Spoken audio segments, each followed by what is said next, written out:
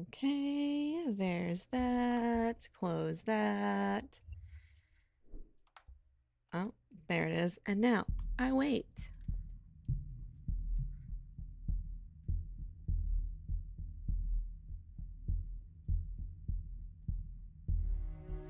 The robot is here. Hello, Gab. Welcome. I have no idea who we're gonna go with today.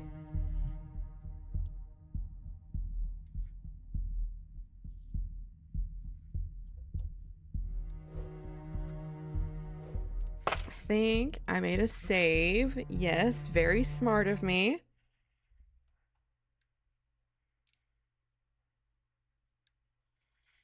I'm gonna have to miss MAMIYA tonight. I'm already committed to some Pokemon shenanigans tonight. Okay, well, Fusion, who would you rather miss out on? Who are you the least interested in? Or maybe the most interested in, and you'll be required to go back and watch the VOD, whichever.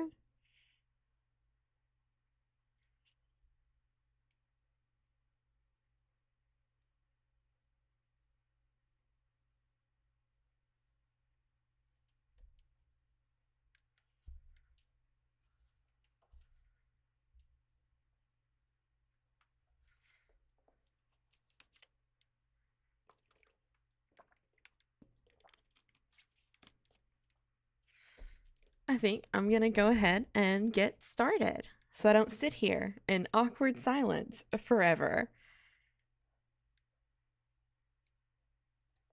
Let's see, the tall, calming silhouette, that's definitely Suo.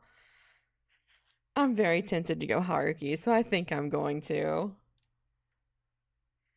I saw a smoke-soaked silhouette as I followed it with my eyes. Hey there, Natsume.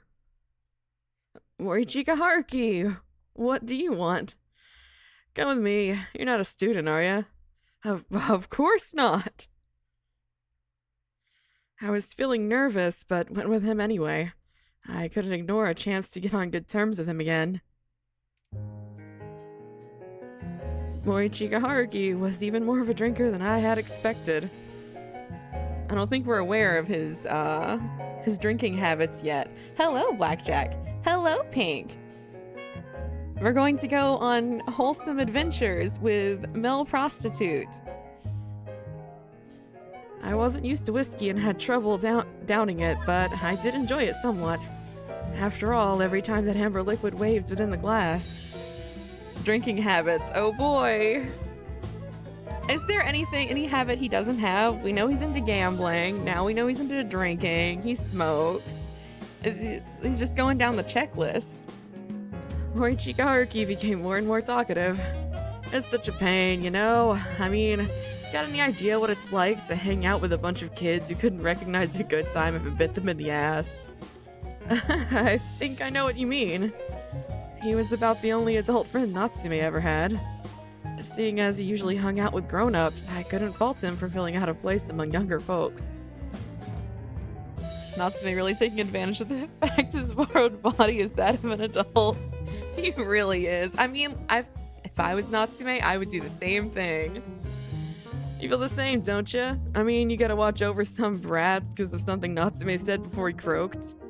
Not at all. They're all good kids. I'm happy to be in their company. I was being honest there. Getting to be with them again was already blessing enough. Morichika Haruki opened his eyes wide, then looked away and downed his glass. Let's gamble. There it is, the gambling. I gave him a surprised look. Gamble? But that's... not talking about betting money. I just want to decide which one of us pays for tonight. See the darts over there? Don't. You're gonna get played, Natsume. Don't do it. Don't do it, Natsume. He pointed at a row of dartboards with various people playing on them. This was a so-called darts bar. Is that a thing? What is a darts bar? Don't most bars have more than one game? Does this one just have darts? But I've never played darts before. Relax, I'll go easy on ya. So, wanna try it or not? His provocative yet strangely alluring tone made it difficult to refuse him. Not too bad for a first-timer. Deal's a deal, though. Damn it, let me try again. Just give me one more chance. Hey, you agreed to this fair and square, so get that money ready. I was actually doing pretty good with just a bit of practice. For a moment, I genuinely believed that I had talent. You got swindled, man. I'd let Haruki swindle me. Hello, Poyo. Why is Nagito Komaeda on the right? I mean, you know, maybe if Nagito was a male prostitute who has like a gambling problem and a drinking problem and was homeless, then yeah, that's Nagito on the right. But I kept going. I strayed further and further away from the middle. Morichika Haruki, on the other hand, continued to slowly but surely accumulate his points. I had started out in the lead, but by the 8th round, he created a great divide between us. To my knowledge, Nagito is none of those things. He may be homeless. That's unclear. I'm also watching a wrestling PPV, which has featured thus far a man named Daddy Ass. It's beautiful. A man who had his face in an ass. Yes, it was a different match. Shame. A man the fans call Ass Boy. Yes, a completely different match. And a girl with a Norse goth gimmick. Well, that's badass. I mean, not that all the ass stuff isn't awesome too, but I mean, the fact that he was supposedly going easy on me only added even more salt to my wound. Do you play darts often? Occasionally, though, mostly just to kill time. I'm dead broke, you know? Even now, I've only got 100 yen to my name. He tapped the pocket of his jeans. I was legitimately shocked by what he had just confessed. What would happen if I'd won? He would have ran. He'd run. Haruki would run. I only pick fights I can win. He chuckled, though somewhat reluctant. I held my end of the bargain and paid our tab. There we go. Well, we'll have to play a rematch someday. No way, dude. You got the touch. Morichika left his seat. The door's bell rang as he stepped outside. I got to sleep, but I'm here. I'm sorry, Wolfies. Left behind, I chuckled to myself, thinking about how much he resembled a stray cat. No, you're wrong. You're wrong, Natsume. He's definitely more of a wet dog. So, where do you live? Natsume? Natsume. Come on, Natsume. Think, Natsume. Use your brain. I hastily caught up to Morichika. The neon lights of the city suited him well. Nowhere, really. I just spend the night where I can. My eyes widened in shock. You mean you're staying with various women? As in many of them? What's the matter to you? I grabbed him by the shoulders and shook him. You can't do that. It's immoral. You need to stop immediately. Natsume, no slut shaming on this stream, Natsume. Settle down. Quit being a big baby? Various, numerous, as in more than one women, Blackjack. That's too many women. Hello, Ace. And I can't help it. Fell asleep last night when you played Catherine. My phone showed me that your stream had ended and the clock was 10 or 11 a.m. Woof. How goes it? It goes. It is going. Yes, no slut shaming. Let my man be a whole ass whore. Yeah. We support man whores. Immorality is a suggestion, not a rule. That's what I'm saying. Clearly upset by my words, he pushed my hand away with a displeased look on his face. Okay, here's a little something you should know about me. I hate it when people tell me what to do. He then tried to disappear into the night, but I grabbed his hand again. Come to my place then.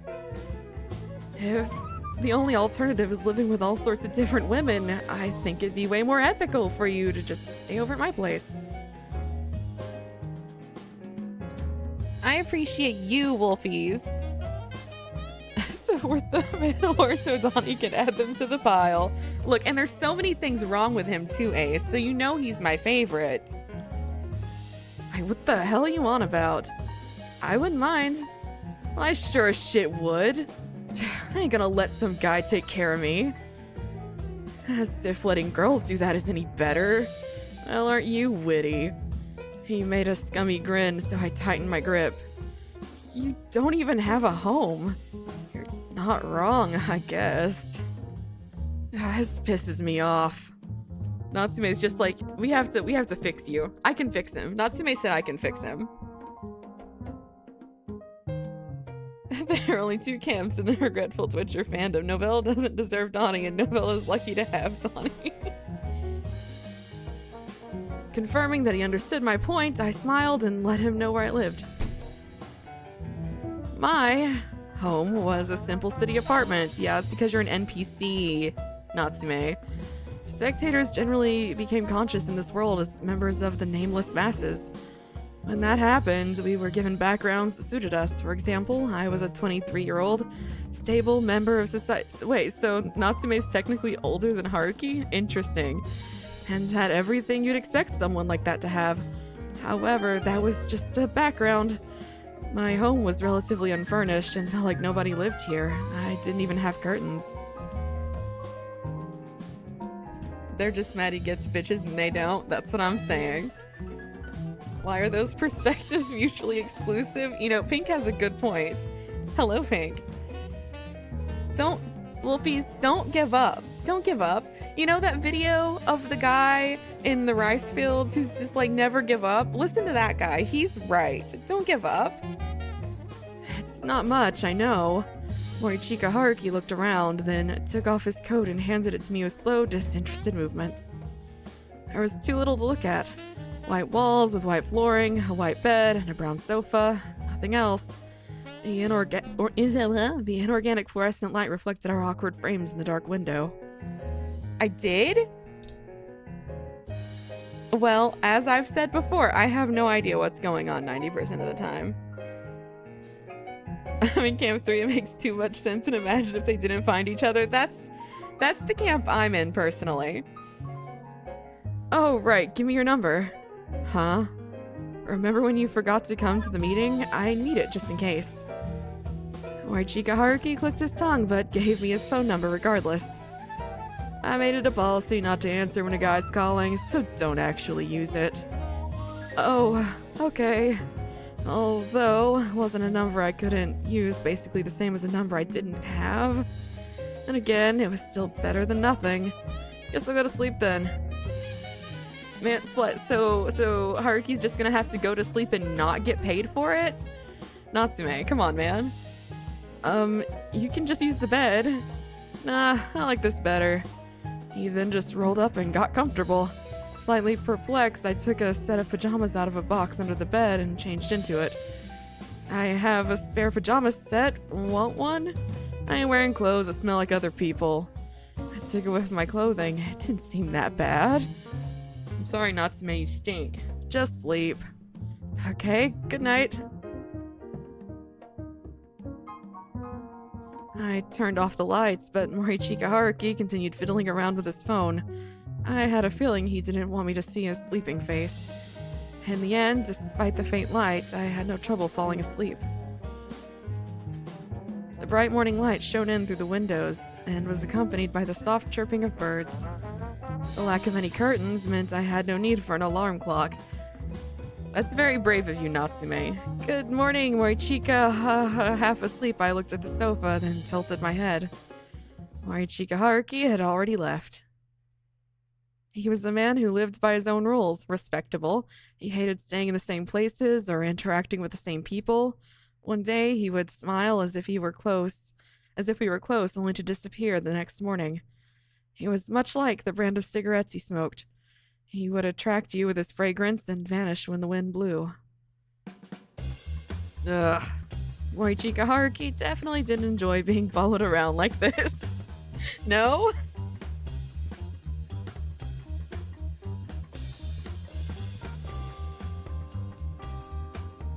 I agree, Blackjack. We are both lucky. This is simply the truth. He was easy to catch, though. I just had to wait for him in front of a pachinko parlor. A pachinko parlor, doesn't matter which one, he'll show up eventually. Eat your breakfast. Shut it, who cares if I don't? I do. Breakfast is the most important meal of the day, you know? Haruki, it seems that you have been adopted. I think that Natsume is your mom now. Did you come here just to say that? His eyes told me to just leave if that was the case. It shook me a bit, giving him time to walk away. Left alone, I remembered how we were when I was a kid. Didn't we go to mass together? He was such a reliable young man back then.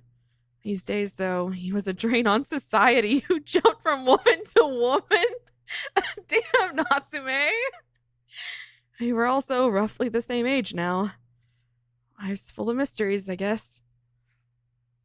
It's me, Mario, Wahoo. Hello, Sans. Welcome. I chuckled at the irony of it all. Where's the lie, though? I mean... Upon seeing me, Morichika Haruki made a profoundly displeased expression. Good morning, Morichika Haruki. Hell you following me for, dude? Well, for one, I have no friends. No, he doesn't, I suppose. I'm impressed you can say that with a straight face. So, with that in mind, I was thinking of getting closer to you. He stuck out his palm in front of his eyes. Ah! And threw a hand chop at me.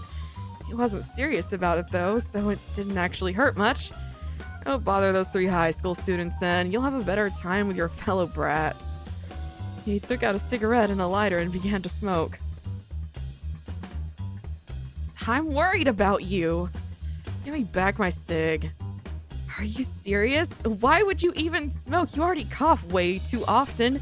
You don't have to force yourself to... As I looked at the lit side of the cigarette, I suddenly noticed that Morichika Haruki had been glaring straight at me. Give that back. Morichika Haruki, listen to me! The very air around us changed. I noticed that he was hell-bent on looking away from me. Did I set him off with something? Alright, fine. You enjoy your tobacco. I won't say anything about it anymore. But you should at least eat healthy. The moment I said that, he dashed toward the distant parking lot. He ran. He quickly put on his helmet, sat on the bike, and drove off somewhere. I love these two. Left by myself, I simply stood there and gazed after him in utter shock. He ran away.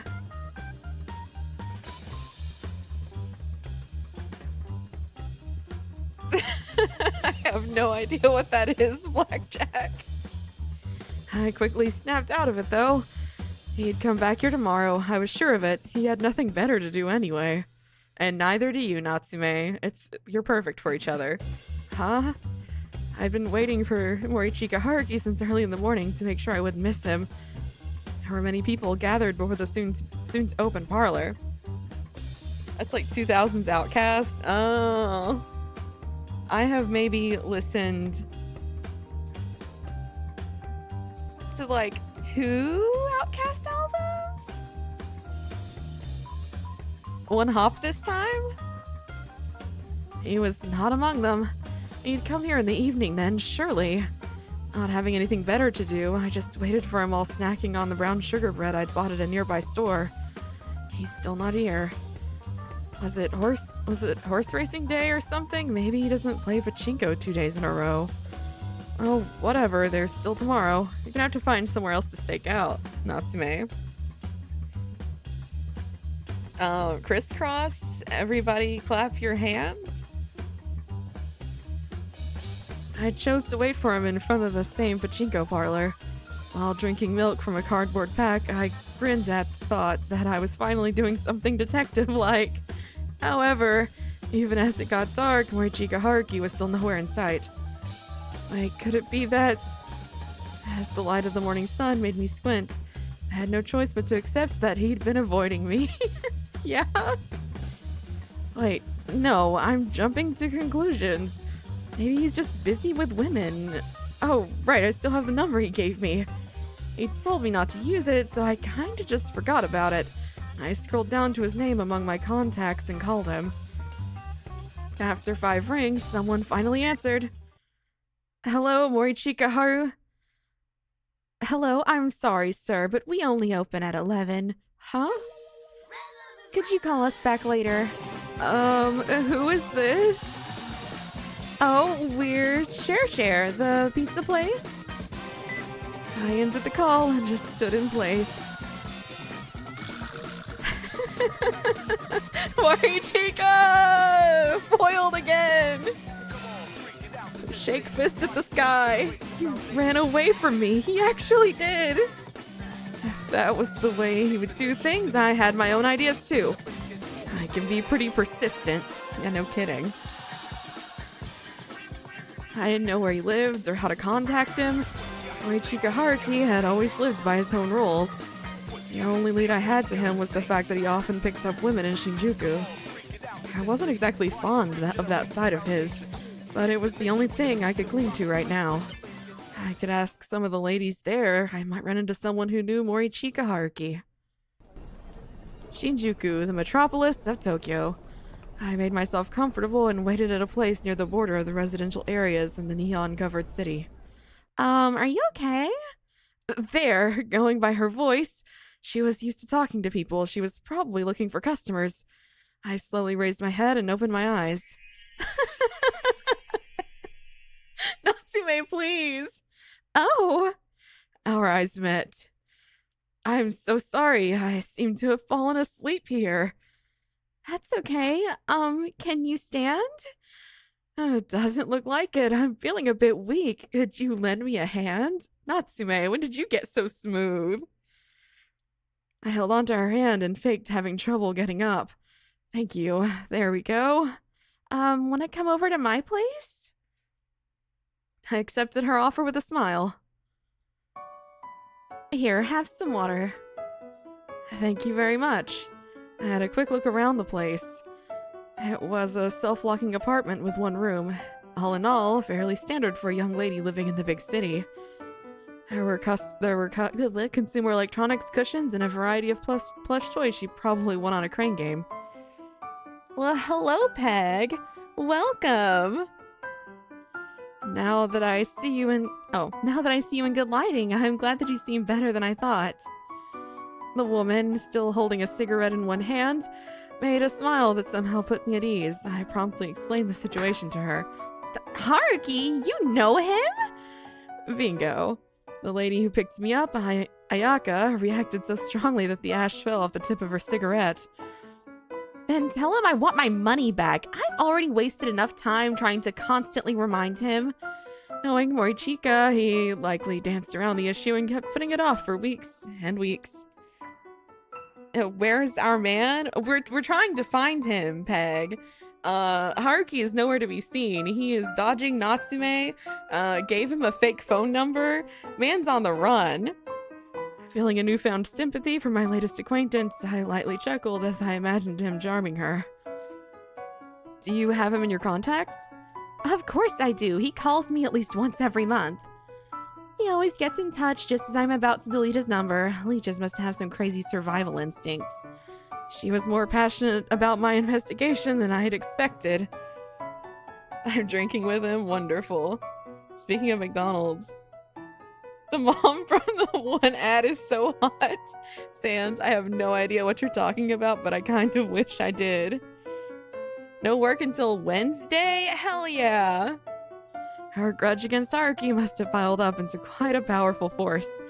Anyway, I now had his actual number, but if I call him myself, he'd get suspicious. He'd no doubt block the number the moment he realized that I was the one talking. As I wondered what to do next, Ayaka was busy texting people. Looking at her gave me an idea, though. Could you do me a favor? I whispered something into her ear, and it immediately made her lips curl into a grin. No problem. Yeah, I don't know. I haven't watched an ad in so long. I can't remember the last time I watched an ad. I was relieved to see how eager and reliable she seemed.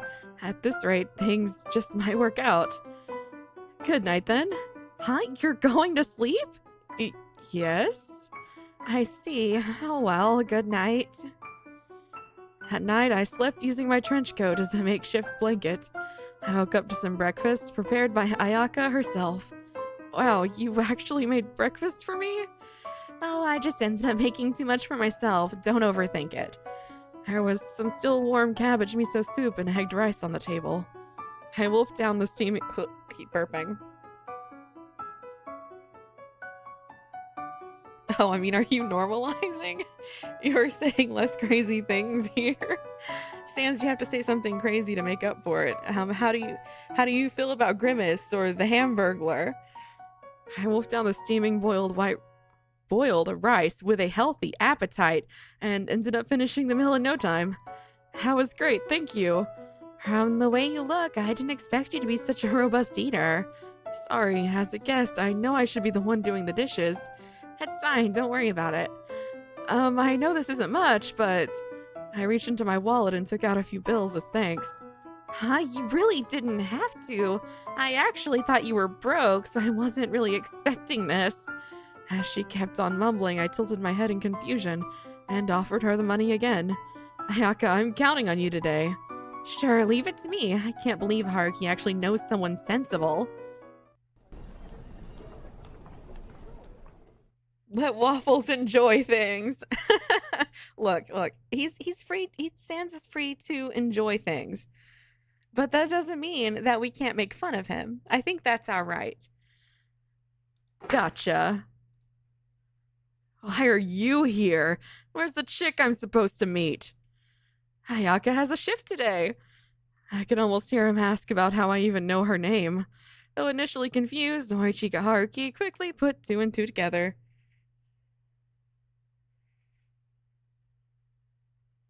There's just been no hot characters on the more odd side recently.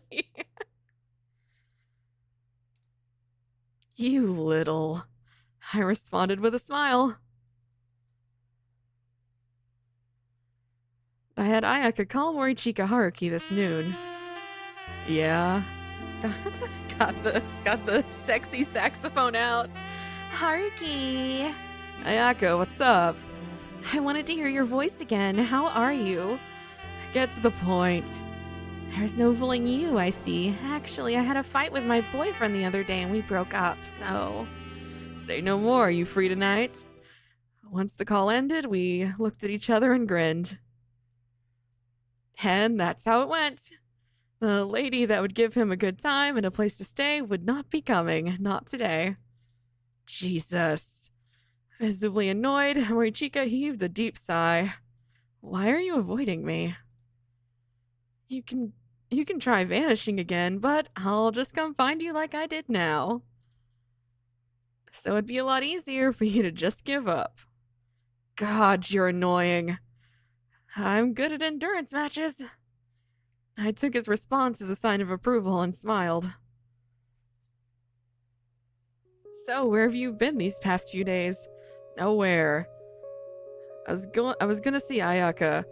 You figure out the rest, he added. He then walked around the nighttime streets, barely exchanging any words. I was essentially just telling him while he attempted to shake me. The way he walked was rather strange. Damn, we getting out the sad music already? So Natsume has a lot of stamina noted. Important information.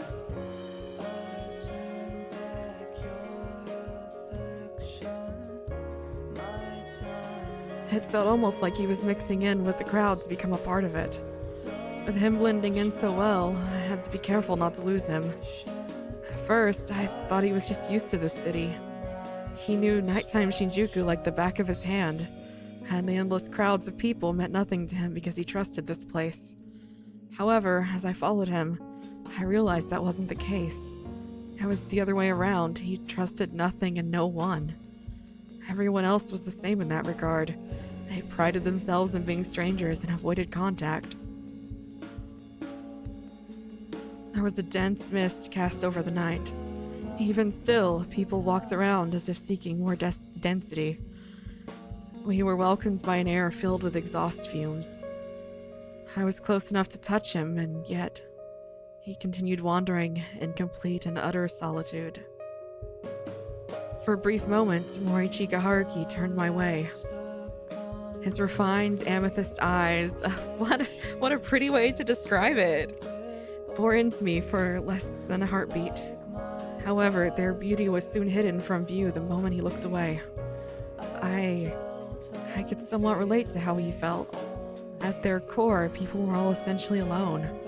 We were surrounded by all this air, yet we still gasped for more.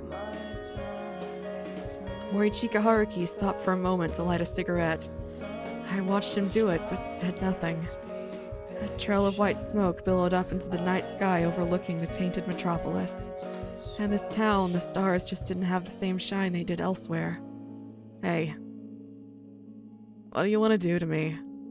The smoke danced within the darkness. His words, as well as the fire behind them, reminded me of MAMIYA.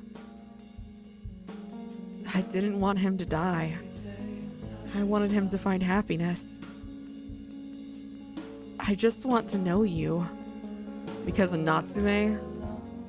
That's part of the reason, yeah, but I also feel like I understand your loneliness. Morichika Haruki fell silent. The air coming from a nearby vent was quite unpleasant. There's no way you can. Loneliness ain't something others can just understand. The words he so bitterly spat at me. Maybe so. Made me close my eyes in agreement. Alright, let's drink! Huh? It's on me! Walking shoulder to shoulder, we stumbled into a local bar. Morichika Haruki made an annoyed scowl. Morichika Haruki! Check this out. What? What are you saying, Natsume? What are you, 10? I haven't seen that in forever. Our walking was unsteady. We laughed, we cried, we drank ourselves under the table. I hadn't had this much booze in, well, ever. With this adult body, though, it thankfully didn't cause much of an issue. Look, an adult who's not used to drinking will still have problems with alcohol, Natsume. We walked around Tokyo while still being heavily intoxicated. Ow. Hey, get up. Lend me a hand. You little. We pushed each other around and kept falling and getting bruised, but we laughed it off regardless. Ow. I looked at my wrist. It was covered in bruises. Through the place where it was cut, I could see even deeper in. You wouldn't often get wounds like this as an adult. Every last piece of gravel stuck to the wound was like a precious jewel in my eyes. I ended up carefully picking off each of them one by one. Cigarettes, huh? Huh? You always smoke them. Want one? Here you go. Oh, you never smoked before? This is awful. Why would you do this to yourself? Not sure. It's a habit. I don't get why you'd want to smoke. You're only shortening your own lifespan. Who cares? I'm about to kick the bucket anyway. What? Natsume! He's not very good at understanding anything, I don't think.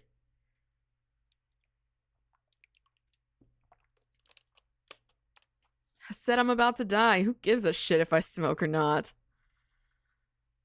Before I realized it, I'd already punched him. My fist sank into his left cheek. I felt his scrawny skin on my knuckles. A loud crunch followed, and he rolled into the nearby back alley. Jesus, calm down!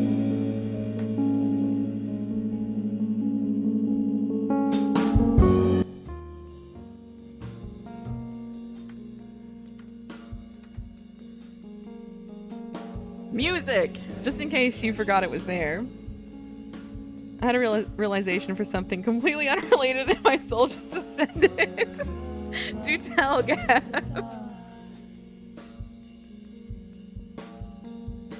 You piece of shit. Morichika Haruki got back on his feet and grabbed me by the collar.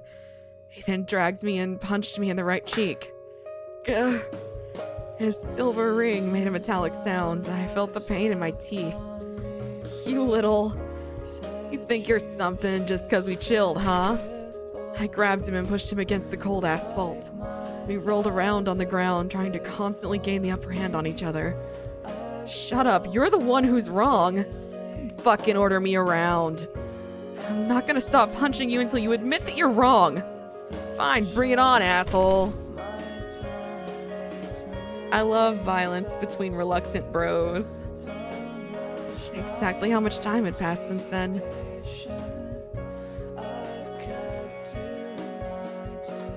We were both exhausted to the point where our punches had long since lost all their power. Oi, Chica, Haruki. Why can't you understand? Hell if I know. How the fuck am I supposed to tell what's even going on in your head? You're a pain in the ass, so stop forcing your ideas on me. I ain't your kid. I'm nothing to you. I don't think about you that way. Yeah, right. Lying on the ground, we looked up at the small patch of sky peeking out from between the buildings. The heavy, moist clouds seemed to almost be scolding us from above. It certainly made me feel a little apologetic. Some of you may have heard that they recently released a Persona 1 spin-off made for flip phones to Switch and Steam, right? Nope, I'm translating it and I'm currently working on the armors. I wish I knew more about the world of games for flip phones. I feel like that's interesting. We had completely sobered up. How long were they punching each other for? Pitiful, pitiful boys. What must I do to make you care for yourself? I don't want this. I don't want to see things I hold dear spiral down into self-destruction. I certainly don't want them to whittle away and disappear. Are you being a little selfish there? It's my body, you know. Let me do what I want with it, will ya? How'd you continue smoking even though you're sick? Do you really enjoy living with such negligence? Yeah, I do. Well, I can no longer live any other way. I gave up on pressing him further.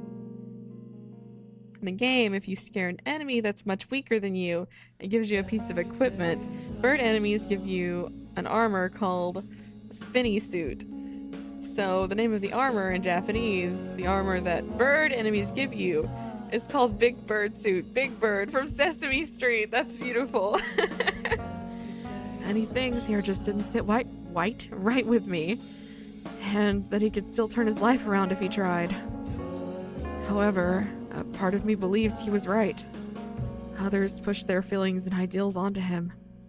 He'd been doing his best to live up to their expectations, and that drained him.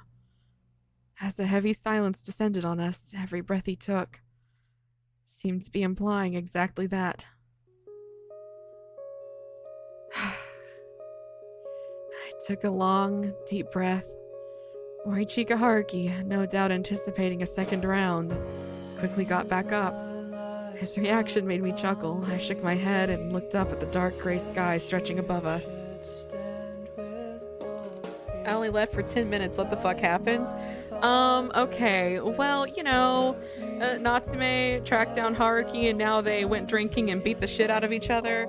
And, you know, some display of bromance, I have to assume. When's your birthday? I forgot. No, you didn't.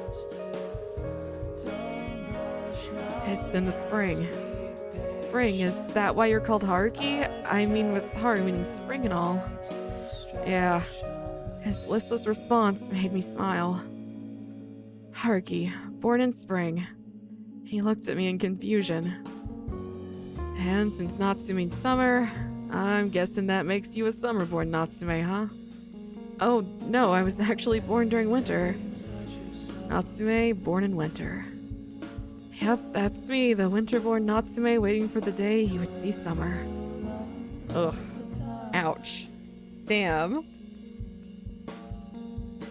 Yeah, what San said. I heaved a sigh. The cold had already vanished. I can't wait for spring to arrive. You should celebrate your birthday when it does. Let's buy a cake and eat it with the others. I'm sure it'll be fun. We could get one now, you know. Huh? You said you were born in winter, so why not buy a cake now? guess that would make sense. Still, I'd like you to live way past 30. You're still on about that? You see, I have a little dream to reach my 40s with my friends and go mountain climbing on a day off. Natsume, you're precious. I want to make sure it comes true. Oh, Natsume, it's never gonna come true. Poor Natsume. I want to hug him. Whatever, dude. Imagine Sesame Street characters placing bets on street fights. I can imagine that. Got the inside of my mouth. My birthday, huh? Right, it was in the spring, wasn't it? Haruki, What? do you really think you have what it takes to understand others? Do you truly believe you can escape your loneliness? Shut up. Don't get your hopes up. When you open your heart, your deepest, most vulnerable part will quickly be betrayed. Shut the hell up already. I'm sick of listening to you. Alright. Last time I managed to get a little closer to Morichika Haruki. I mean, beating the shit out of each other is a way of getting closer, yes. Today should go even better. He might even buy me a cake. Aw, Natsume. Morichika Haruki, good morning. Huh? His reaction wasn't quite like what I'd expected. Morichika Haruki? Yay! Shut up. MR Waffles 6969 CIRD X1. Violence is Among only Us. Yes, among Us, correct. Violence is only a few steps away removed from intimacy. I think that in a way, violence is intimacy. This wasn't looking good. The evening we'd spent together had been a good time for me.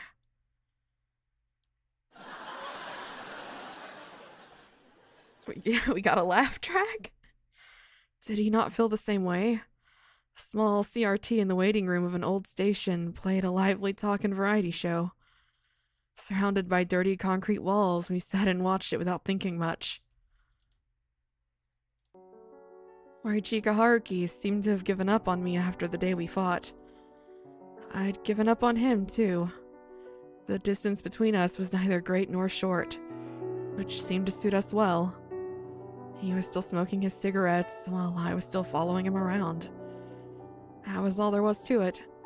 I looked at his fingers holding the cigarette, occasionally tapping off the ash. They were white and bony. The silver ring was the most glaring feature. Oh. There was a red mark on one of them. It made me think of blood congestion. Had he lost a ring? Or had he perhaps thrown it away because of something? That would have been strange, considering it was something he held on to long enough for it to leave a mark. What could have happened to that ring? It's time. Yeah, see ya. You too. Morichika Haruki crushed the butt of his cigarette and disappeared onto the platform. He normally used his motorbike, so why was he taking a train now? Who would he meet? And what was with that removed ring? Could it have been somehow related? I had no idea. The only thing I felt for certain was the smell of tobacco mixing with the ambient noise.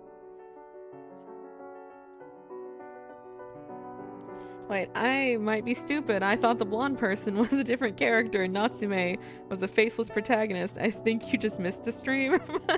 Okay, so... Poyo, what do you know? That's the only way I can help you, is if I know where to start. Because I can help you, but I don't know where to start.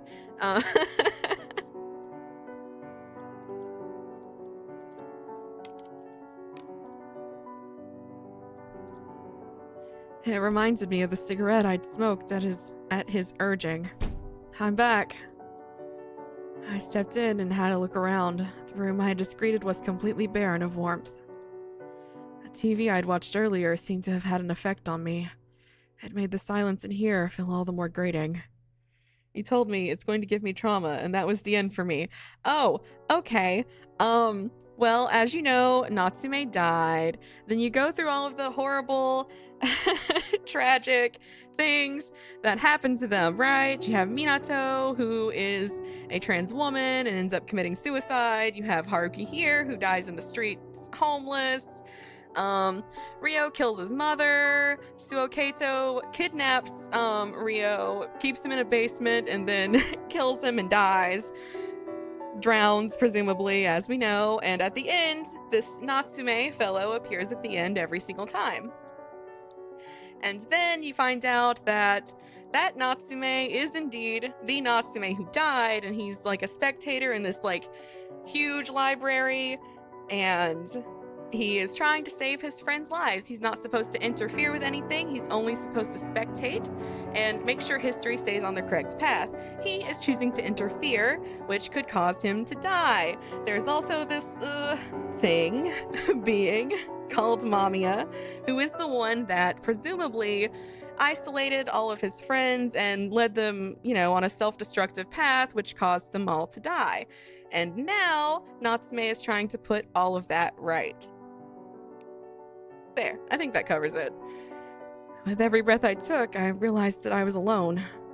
A feeling of profound solitude permeated my heart. Morichika Haruki. How will this affect the trout population? Who can say? If it's up to MAMIYA, well, badly. I didn't want to give up on you. I wanted us to become good friends who could understand one another. But then I went and agreed with what you'd said. People could never truly relate to one another. We were all strangers carrying our own brand of loneliness. I never felt this lonely back when I was still alive. I had my family back home and thought I didn't talk much in school. I'd accepted it as the place where I belonged. But how was it now? I'm like a complete outsider. My voice bounced off the walls and almost made me want to cry. Trouts don't need MAMIYA since they're perfect beings. If they're so perfect, then why can't I eat them? Pink said, trouts are weak. What if we give the trouts guns? Then will they be perfect? I was no longer a part of this world. I was a spectator whose very existence was forbidden. I didn't belong here. That gigantic space filled with bookshelves came to mind, and the sheer size of it filled me with dread. There were so many stories there, and Morichika Haruki existed in just a tiny portion of it. It was the world he lived in. You call yourself lonely. Then what am I? Where do I belong? Where do I go? Who are my friends? Where had all the warmth gone? Where had I left it? It's all your fault. I couldn't stop thinking about the mark left by that ring. Even so, I'm doing my best to save him. Natsume always looks like a Street Fighter victory screen. Trouts need opposable thumbs. They're so perfect they offer themselves up as delicious meals. Also, they eat guts.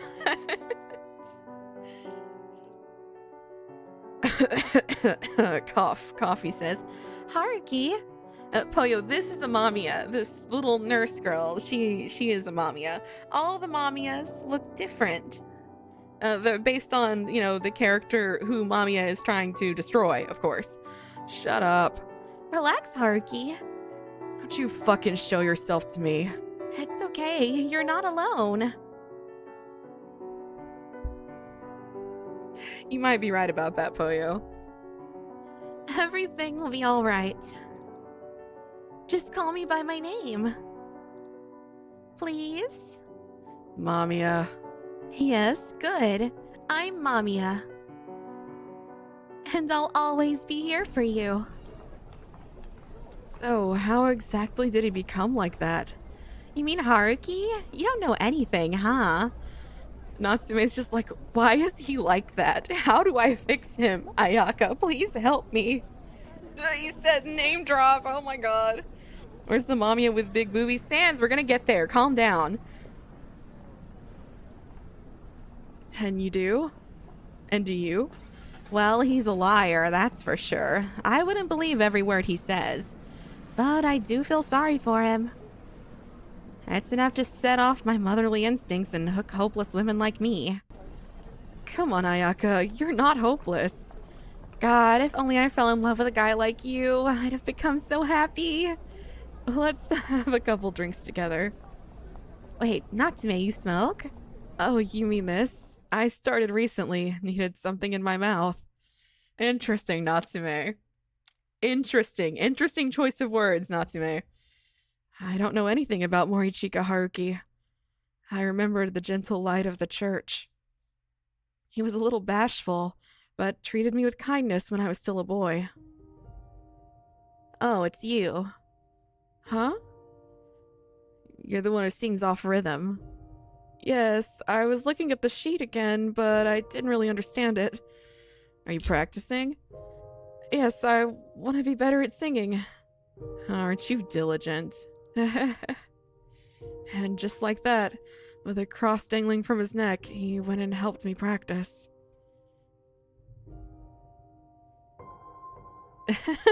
Now there's a wrestling group whose initials are a little too close to, well, it's BCC. They should have come up with a different name and just committed. Cowards. He was such a normal, commendable young man back then, so why did he end up like that? What happened between then and now? Hi. Hey. After exchanging a look and a brief greeting, we fell completely silent. That was the path we'd chosen. I didn't want to make him mad. I refused to admit that we could never understand one another. Without any friction, neither of us would get hurt. However, did you stop going to church? Huh? I had to break the ice. It was the only way to save him. I wasn't here to get close to him. He could hurt me or curse me out all he wanted. It wouldn't matter. I was just an outsider. My only goal here was to prevent his death. Well, I mean, you can sing hymns, can't you? It's none of your goddamn business. It'd give you more peace than a back alley or some stranger's bedroom, you know? Listen, could you maybe teach me some hymns? I don't remember any. Had you sang at Natsume's funeral? I forgot that too. Natsume said Haruki needs Jesus, all while secretly lusting after him. SMH my head. Why are you so opposed to turning your life around? Well, sleeping with women, smoking, drinking, and gambling might be kind of fun, Natsume. I closed the distance between us.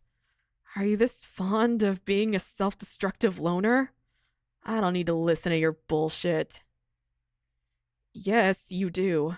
If I don't stop you here, you'll end up getting taken by MAMIYA. I grabbed him by his clothes to keep him bound. Let me go. Don't pretend like it's easier to live alone or that you just want to avoid getting chained down. I said let me go. You're just incapable of loving others. At that moment, he bent forward. He seemed to reach for his boots, but then suddenly a knife appeared between his fingers. Whoa, Haruki! It is fun. Amen, Peg. At this point, is Natsume going to be attracted to everyone? Some context that might be necessary is that this particular dev, the past things released by them, they're BL. So I think that's useful context to have, and it shows here.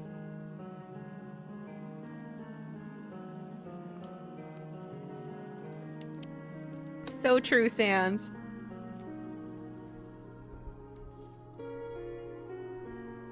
How long had it been there? The blade shone like a midwinter moon. Its faint glimmer made me gasp. I'll kill you. I know you can't do that. Just leave me the hell alone. He charged at me, but was so full of openings I could make him drop the knife by simply landing a chop on his wrist. Before he could pick the knife back up, I kicked it aside. It slid far away with a metallic hiss. You son of a... Not giving him a chance to get up, I stepped on his hand. Where'd Natsume learn to fight? Get the hell off of me. I stepped harder. He moaned and eventually gave up on struggling. You're just running away. From me, from others, even from yourself, and you're only doing it because you're scared of being hurt. I wanted to understand you, and I tried to think of the way you do. I felt like I was about to be consumed by your loneliness. I nearly vomited from the welling anxiety within me. He sure did, Pink. You know, like San said, love wins. Why would you choose to be in such a dark place? Get your foot off of me. Why aren't you seeking warmth? Get it off. What happened in your past to make you like this? The tragedy of it all brought me to tears. The burden he carried, the fact that he had chosen to give up like he did. It filled me with an unbearable amount of grief. The tears rolled down my cheek and trickled onto the back of his hand. Hey. Tears are pretty damn lukewarm and gross, aren't they? Shut up. Part of me wanted to step on him harder. Do it. Do it, Natsume. Do it. Fast isn't something worth mentioning. I've had my share of everyday joys and resentment as well. This also isn't the first time someone told me that I'm incapable of love. The fact I can't even refute it makes those words sting like no other. I'm not exactly an upstanding citizen, if you catch my drift. I'm trouble for anyone involved, and there's plenty of people out there who hate my guts. But a part of me believed that one day I could love and be loved in return. That's all in the past now, though. That's not...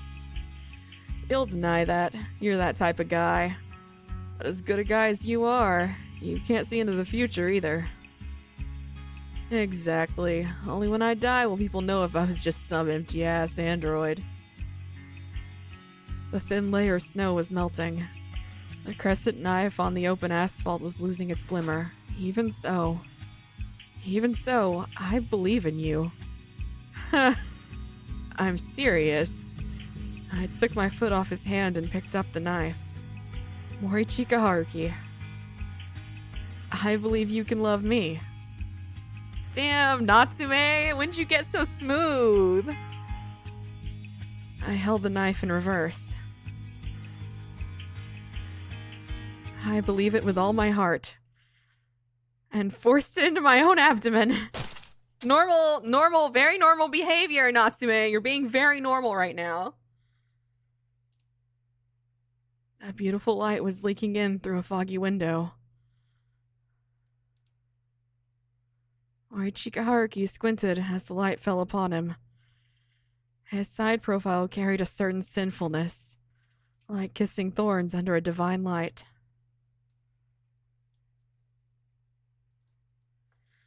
My groan made Morichika Haruki stop reading. What is this place? An abandoned building. No one's using it, so it's where I spend some of my nights. Who is that? I mean him. Nagito behavior? Damn, Poyo was right. I see. For a second, I thought I was in heaven. Natsume, settle down! Don't be ridiculous. It was indeed an abandoned building, and it looked like it could collapse at any moment, which I admittedly found a little scary. However, that very unpredictability felt like a representation of Morichika Haruki himself. The last remains of Pompeii burned. The gadabout just returned to see the ashes covering the town. Empires Thanks. burned and cities fell. Huh? All lovers kissed, He fixed up my said stomach. farewell, and Yeah. laid their fragile bodies on Do you think I would die? Don't look so happy about it, Natsume. Stop talking, damn it. I should have just left you there. I'm glad you didn't. to dust. I will I was right to believe in you. again. I'm pretty tough, but it was still a huge gamble. My inside. Man, you're a piece of work. I'll lay down and Natsume is a man. won't hide from fate. We do have our fair share of women and other, though. As I'd expected, the wound itself wasn't that bad, and a bit of sleep was enough to put me back in good health. Boy, am I hungry. Morichika Haruki looked at me as if he couldn't believe what I just said. I grinned back at him in response. Sorry, unlike you, I'm pretty stubborn. Was still alive, but not another soul survived. The leather sofa was full of overused springs. It couldn't take that much of an impact, and the toughness of it made me grimace. Morichika Haruki was lying on the sofa like he was already used to it, though. He was also smoking a cigarette, seemingly in an attempt to calm himself. The dark room was slowly getting filled by smoke. The only thing to break the silence was the droning sound of some boring program on the radio. What were the hosts saying? I didn't even care, but I couldn't be bothered to turn it off. Shiny flakes of dust floated around the room. Good night, wolfies. The way they sluggishly drifted through the air made it look like they were tired. A sense of fatigue here made me feel comfort unlike any I'd felt before. Gonna drink? He gave me some canned cola. I took it and promptly cracked it open. The can made a pleasant-sounding pop before releasing the carbonated drink. Stopping its flow with my lips, I began hastily drinking it up. The particular atmosphere of this abandoned building, it being wintertime, and the cold cola combined to hit me like a few things could. Once I'd finished my sip, I looked to the side for no reason at all. There, I saw the face of a talented, beautiful young man. Was the future bright or clouded in darkness? It no longer mattered to me. All that mattered now was the present. As long as I enjoyed the present, I felt like I didn't need to worry about anything. This must have been what Morichika Haruki had learned long ago. And now he's giggling. He stopped that. We played around, drank some cola, and collapsed on the tough, plain sofa. There was no need for words. I brought my face close and smiled. Only we could hear each other's laughter. Yep, they're just having a good time. Natsume's bleeding out. The blood out of my stomach, his ever-coughing respiratory system. None of it mattered to me anymore. We were in a place where we could afford not to care about such things. We just had to spend the day having fun. It was fine if the future was bleak. Come what may, it'd be alright. There was only one thing we wished for, a taste of cola. We wanted things to stay as they were now. I woke up, shivering in the cold. I checked the time to see it was 6 in the morning, the coldest time of the day. Morichika Haruki? I curled up from the floor and looked at the sofa. Morichika Haruki was sleeping peacefully. Aw, he didn't just leave. Isn't that sweet? Her sleeping face. Careful not to wake him, I touched his hair. Natsume saw an opening. I don't blame him. I would have done the same thing. It's my first time seeing it. I saw his eyelids quiver. I'm off to grab something to eat. How about you? I'm coming along, obviously. You know me well now. You know me well now, don't you? Shut up. Hey, Morichika, pay your tab already. Sure. One day. What? I don't have much on me. Hey, I ain't treating ya. Ow, the one from yesterday opened back up. God, it hurts so much. It won't heal until I get some roasted pork ramen. Are you shitting me? You were just fine yesterday. Despite nearly popping a vein, Morichika Haruki ended up ordering 2 servings of ramen. Wow, it's so good. You know some good places, huh? Of course I do. Your wound. Does it still hurt? Huh? Here, have one of my roasted pork. Thanks. Damn, Haruki loves him. He kept eating his ramen without saying another word. I'm glad I pretended to be hurt. After finishing my roasted pork, I looked up at the steam-covered ceiling. That was good, thank you. Despite his attitude, Morichika Haruki insisted I didn't know him for this. He was so scared you'd think it was the first time he'd ever hurt someone. It actually made me feel ecstatic. It's Minato! Minato, Natsume's still your boyfriend. Is it just me, or have you been smelling like tobacco as of late? Huh? Really? Wait, do you actually smoke? It's just secondary smoke. Stop lying, dumbass. You're actually right, Tojo. Guy started smoking recently, so feel free to be disillusioned with him. Hey, don't say that.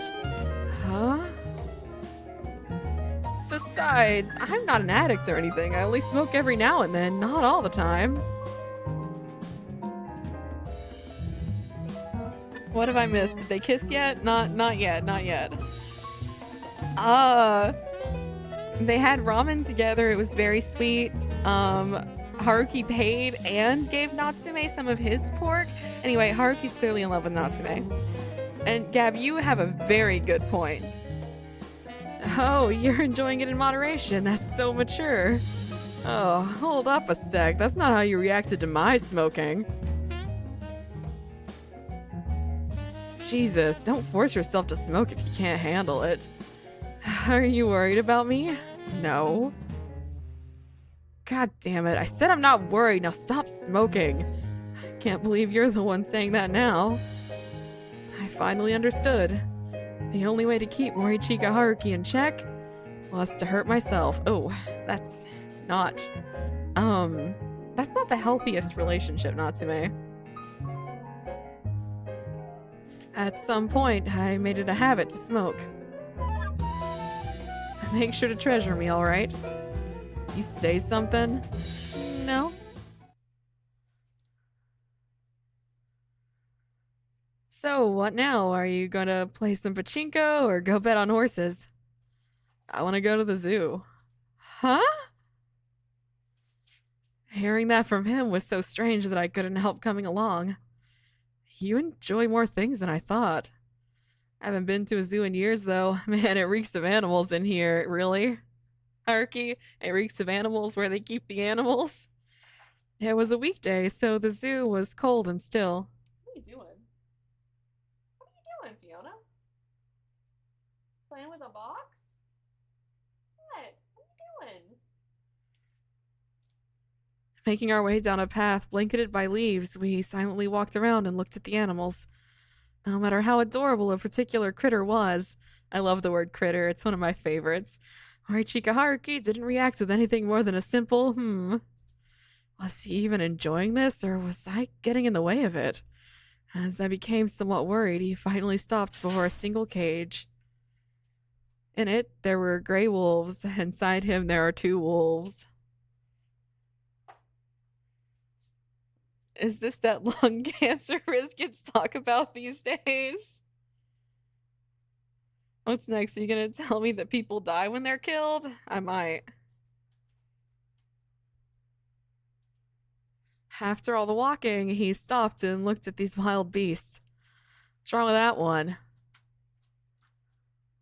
One of them is sleeping in a different place. Oh, you're right. That's unusual. Wolves tend to live in packs. Morichika Haruki said nothing more. With his lips slightly parted, he simply continued watching the wolf that was separated from the others. You know, humans are so weak. We can't even properly sleep without clothing, heating, and blankets. I knew it all along. People can't live without relying on others. Even those who believe themselves to be self-sufficient are actually just relying on hidden blessings from someone else. But I watched his back as he walked away, unable to fully comprehend the meaning behind the intense gaze he'd given that wolf. Hey, you okay? Yeah, it's nothing to... Morichika Haruki, I started rubbing his back as he crouched down. We need to find you a doctor. Pipe down, this ain't no big... Shut up, grab my shoulder. Come on, cheer up already. No one asked you to take me here. Good thing the zoo had a medical office, huh? Don't make a big deal out of it. See what I mean? They let you use this place, so get some rest before leaving, okay? How did he fall asleep? He must have been really exhausted. Suddenly, a gust of wind blew through the slightly open window, as the thin curtains danced in the air.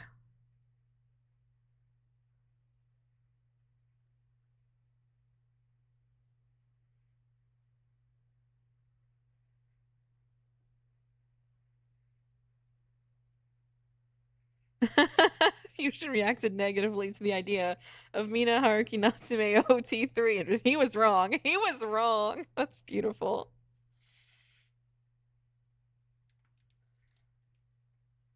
A young girl appeared. Hello. Your mom. Shh. She put a finger over my lips, forcing me into silence. Don't make noise. You wouldn't want to wake him. Why did you show yourself to me? Well, I wanted to see what kind of person you were. Or perhaps you could say that I came to eliminate the pesky virus that is so insistent on saving Haruki. The smell of antiseptic made my body feel heavy. So I'm the virus here now? You're the one leading Morichika Haruki towards certain death. Make no mistake.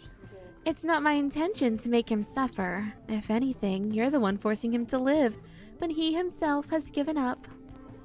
Do you think he wants a life of being hooked up to tubes? Do you really think this world is superior to the trichilocosm? You don't even know his pain. Oh, but I do. All too well. I won't abandon him. I'll save him and make sure that a being like you has no chance to worm themselves into his life. You are welcome to try. A strong breeze made me close my eyes. I could feel the light shining over my eyelids, and when I opened them, Morichika Haruki was nowhere in sight. Haruki? I'm not sure. He didn't come to me. I see. Thank you. Where are you? I spent all day running around Shinjuku, and by the time I found him, it was well into the morning hours. The early morning sun seemed to burn my eyes. Huh? I looked down at him, barely breathing. He was like a tattered piece of cloth. Don't you have anything to say? Get me a cig. Just get me a cig. I took a cigarette and a lighter out of my pocket.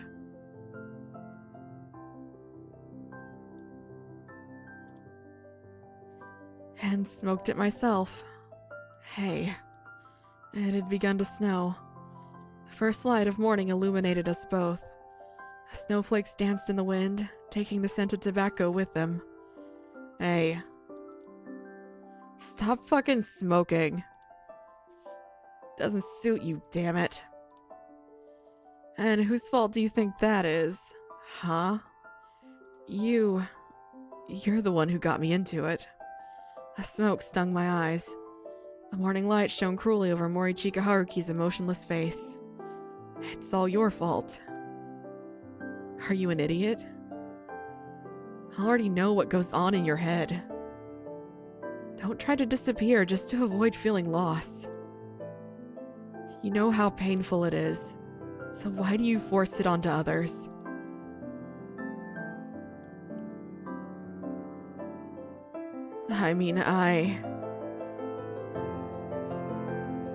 There was a plastic bag next to him. That was odd. He rarely had things with him. Had he actually bought something? What's this? Whatever. Open it. I opened the plastic box in the bag. There was a messy mix of fresh cream and something sponge-like inside. What's this? A cake. I was puzzled. This was so unlike him. Are you trying to quit smoking by switching over to sweets? Natsume, the brain cell. Use it. It's for your birthday, dumbass. His words shocked me like nothing else. He remembered it? You should look after yourself, too. Precious? I was at a loss for words. Before I knew it, it had become dark, and enough snow had fallen for Tokyo to be blanketed in white. We lay on the fresh snow. The two of us were situated parallel to the silent road. We could see the moon and the skies above. We had no idea when a car would come, but we just lay and continued breathing in silence. By doing so, we felt like we'd become one with the air and our worries dispersed like smoke. Sing something for me. Huh? You know, like a birthday song. Screw you. Oh, okay then. I began singing it to myself. Natsume, no. Happy birthday to you. Happy birthday, dear me. How about you sing instead of laughing? Nah. Snow fell on our faces. They were like stars. Silence. A traffic light was shining orange.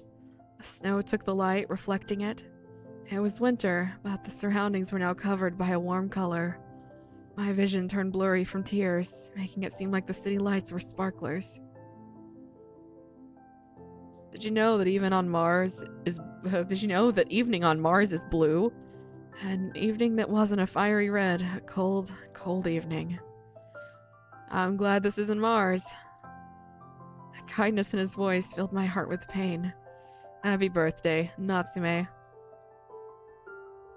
Happiness. You and me, we both just wanted happiness. Oh man, this cig tastes like shit. Natsume, language! You've been hanging out with Haruki too much. It didn't matter if I was no better than a walking pile of garbage. I just wanted to sleep, in the stagnant air, free of any kind of thrills. I didn't care if this turned me to dust. I didn't care if I couldn't get up. I just wanted to sleep without the fear of death. We were in church. It was a place he hadn't visited no matter how many times we'd met up. His expression, combined with the way he was sitting and the position of his hands, made it seem like he was praying. You can't smoke in here. What are you, a priest? Well, I guess you are kind of like one. He really is. A warm evening fell over the church. The divinity of its glow made me feel as though this place was closer to heaven than any other. I know this is a little late, but let me get this right. Natsume and his friends all originally died, and while Natsume in the Afterlife Library isn't supposed to interfere with others' fates, he goes back to try and save his friends' lives from MAMIYA. Yes, that is correct. Although it's worth noting that his friends all technically die in different timelines. Yes, that is correct. That is correct, Poyo. Morichika Haruki looked at me like I was dazzling. The faint hint of sorrow in his eyes nearly made me gasp. He always used to sit over there. I remember thinking that there was a certain desperation in the way he prayed. What are you talking about? Nothing. Forget I said anything. Morichika Haruki. Let me grant you a miracle. To me? Who else? You're no god. That's true, I'm no god. But I can at least pray for your good fortune. And that's supposed to be a miracle? Well, I'm pretty lucky, if I do say so myself. Seriously, you gotta be kidding me. That's not the impression I'm getting from you. But I did meet you. Natsume, why are you so smooth? And what's that if not a miracle? God, you're so embarrassing. I guess I am, sorry. Pouting his lips, Morichika Haruki fell silent. You probably won't find it easy to believe in miracles. But if you take a slightly better look, and find it in yourself to believe that you can cause miracles, I'll give you my protection. If I can believe in myself. Morishika reached into his coat pocket and took out a silver cross necklace. He brought it to his lips and took a deep breath. At times, his closed eyes occasionally opened. At others, he closed them so tight it seemed almost like he was grimacing. Some time passed, and when he finally opened his eyes, he looked right at me. I'm ready to believe. I'll believe in this shitty world or whatever god there is. I'll believe in you, the miracles I missed out on, and in myself. So please, grant me a miracle. Thank you. Thank you, Morishika Haruki. Don't worry. It'll be okay. I'll lead you to happiness, no matter what. Oh, Natsume. I may not know where your happiness lies, but I don't mind if it's not with me, as long as you find peace, and can sleep well enough to hear the choirs of angels. Even if you don't need me, as it's supposed to be Mamiya, at least let me wish you good night. Just tell me who's speaking, don't give me question marks. It's the 4th Friday. Tokyo, during the year in which the world was prophesied to end. The 4th Friday of the final month of the year. With Natsume's memorial mass over, all the participants went to visit his grave.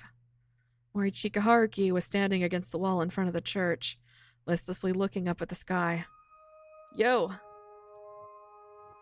Did you pick an item? I wouldn't be in this goddamn place if I didn't. I guess that's true. The memorial mass, huh? I didn't think I'd ever meet him again. Well, I heaved a sigh of relief, knowing that this enigmatic young man who drifted from place to place, like smoke, seemed to have finally set his feet firm on the ground. Let's just go. Yeah, let's go visit Natsume's grave.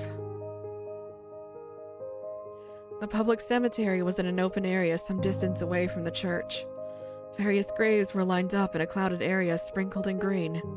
We stopped in front of one. It was just like all the others, lacking any distinguishing features. And it belonged to Natsume Soichiro. In other words, me. A strong gust of wind blew past us. Even so, Morishika Haruki walked to the grave with a steadfast pace, looking firm and resolute. What he'd chosen to give Natsume was a cross necklace. The cross necklace? Yeah, I don't need it anymore. But why? Don't get it wrong, I'm not being pessimistic. There ain't no God. Knew that all along, and felt it repeatedly in the hospital bed. Even still, I couldn't bring myself to get rid of this thing. I needed something to cling to. But I no longer do. It's my turn to give someone happiness. Morishika Haruki grasped the necklace tight before finally placing it on Natsume's coffin. So does this mean that... Shut up, we're done here. Let's go. Wait! Seemingly embarrassed, Morishika Haruki quickly walked away. But his positive thoughts made me so happy it almost hurt. Yeah, from now on, you'll live the rest of your life making plenty of other people happy. I'm sure he'll be glad. We looked back at Natsume's coffin one last time before walking away. Let's go, Morishika Haruki. I could tell you not to follow me around, but you'll come along anyway, won't ya? You know me too well. Wanna go grab a drink? As long as you pay for it. Sure, but only if you beat me at billiards. Bring it on. I had no idea what awaited us beyond the hill, beyond the end of this story. However, it's fine. I'm sure you'll draw up a wonderful world. I believe in you. Come on, hurry up. You won't have time to practice. You didn't let me practice at all when we played darts. Shut up. Let's just go. Good grief. Let us go then, and find out what awaits us beyond that light.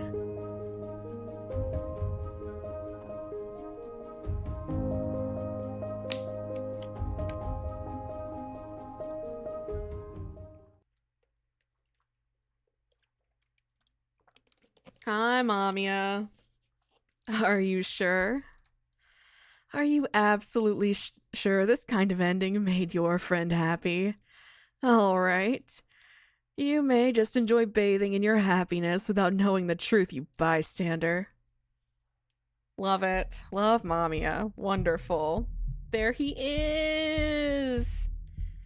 How much time do we have? We can start another one.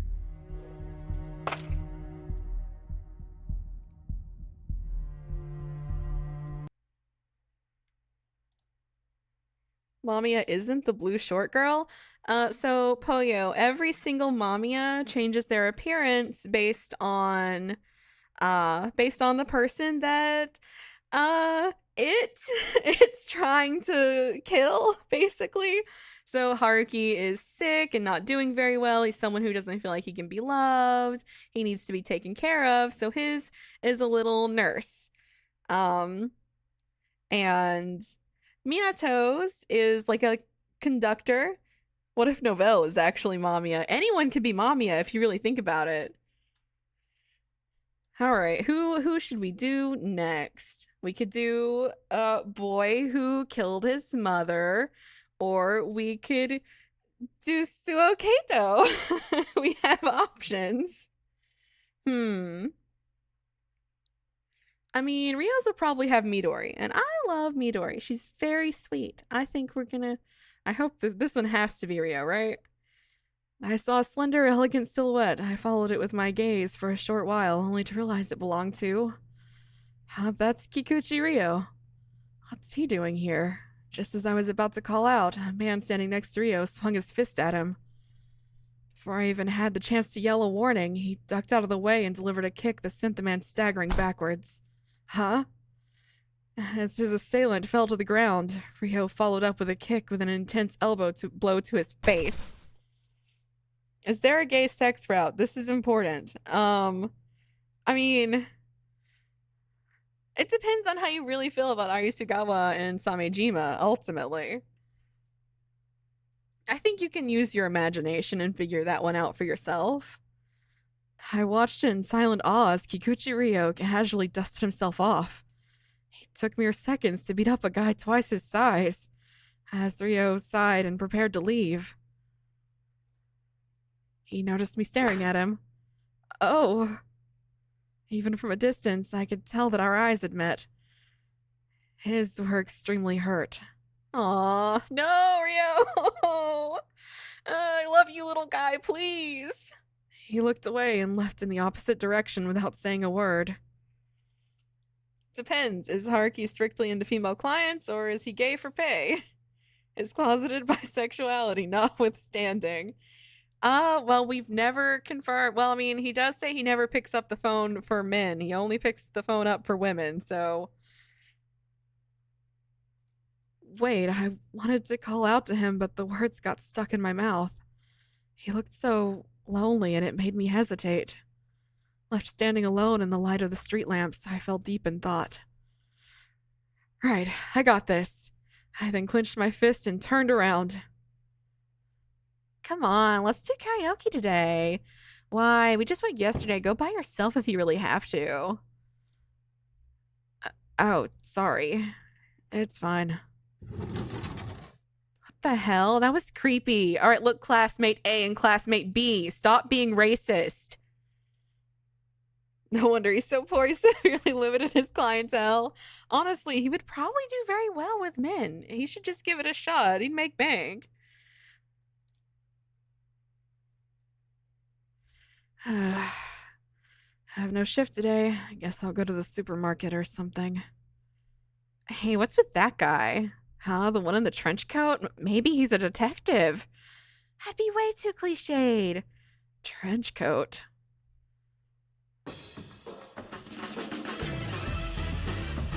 Classic. He's here for Minato, not me. I'll just go. Oh, Kikuchi! Ooh, okay, music loud. Let's settle down. Settle down. Calm down. Calm down.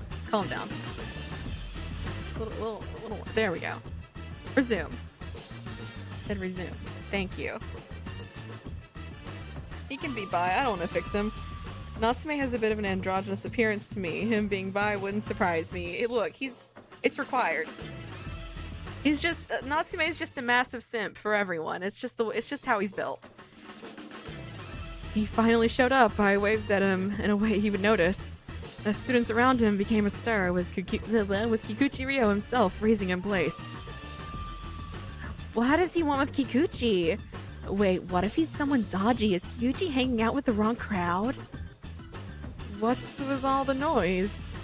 I looked around in confusion. Kikuchi Ryo snapped out of his daze and looked, or rather glared, straight at me. What do you want? I just thought I'd come and see you. I moved my bangs away, making people around us raise shrill voices for some reason. Natsume, pretty boy confirmed? I like Natsume.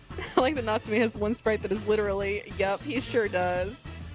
Natsume's just horny, let's be real. It's, you know, look, that's just, we support Natsume.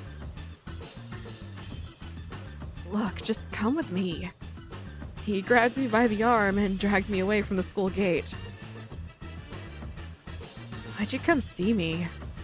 Kikuchi Ryo still had his eyebrows furrowed. Is this about yesterday? What do you mean? I tilted my head in confusion. I mean, weren't you disappointed in me? Ryo! Someone please hug him! I ended up resorting to violence back there. He hung his head, but his words filled me with relief. Natsume not beating the chaser allegations? Oh no, he certainly is not. No, that's not it. I knew very well how good of a person he was.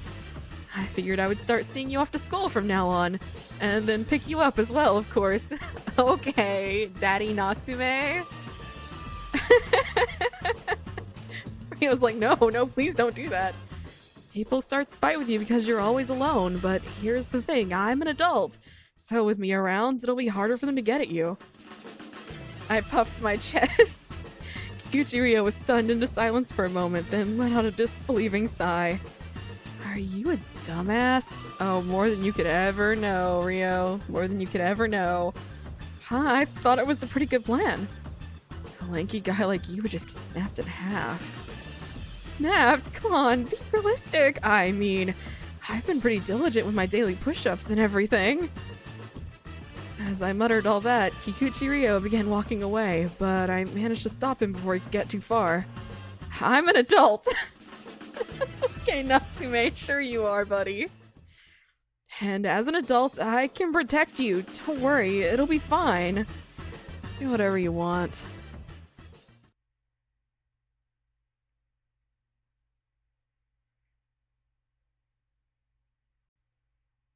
Absolutely, Blackjack, 100%. The entire time I was with him, he wasn't attacked once. Holding toilet paper that said one per customer, I made sure he got back home safe and sound. See, it worked. You're just lucky. But hey, you also got some extra bargain goods. That's true. As he fell silent, I put the toilet paper at the door with a broad smile, then turned around. Well, Kikuchi, bye-bye. I love his little grouchy face. Oh, he didn't look too happy. He still saw me off as I left the residential area. I was really glad he didn't get attacked today. Even someone like me could protect him. The sheer giddiness I felt inside made me smile. From now on, I'd do my best to lessen his load and make his life a little easier. Look, he's here again. Oh, the trench coat guy everyone's been talking about? Kikuchi Ryo sure is late today. With the sun already set, the wintry chill in the air had begun to seep into my skin. Natsume, why are you here? Tojo, are you done with classes for the day? Oh, yeah, I'm on my way to my part-time job. Have you seen Kikuchi Ryo anywhere? Is he on cleaning duty or something? Hearing the desperation in my voice, he made an awkward expression. Ryo left during the second period. Natsume Kikuchi Ryo! Inside voice, Natsume. Inside voice. Why did you leave me? I can't believe you came again. Well, of course I did. I could have sworn you just did it on a whim yesterday. I'm a man of my word. And I promise to protect you. Protect me, eh? What must I do? Tell me. Well, if you insist. You can start by waiting outside. You're being too loud. All right. I zoomed outside and waited. Natsume is literally the mom for this group. Throwing the occasional glimpse inside, I saw Kikuchi Ryo making a bitter expression as he avoided looking at me. Kikuchi, is that man over there a complainer or something? He might be something even worse. As I was still waiting outside in the winter evening, his sigh never reached me. Wow, you actually waited for me. Oh. Apparently I'd fallen asleep while standing. That is a talent of some sort, Natsume. Don't sleep outside, you dumbass. You'll just end up catching a cold, dumbass. I'm not dumbass. My name is Natsume. I was still shaking from head to toe, so that probably wasn't very convincing. At any rate, he was completely right. Correct, Natsume. You are a dumbass. Come in. Huh? You're not going home?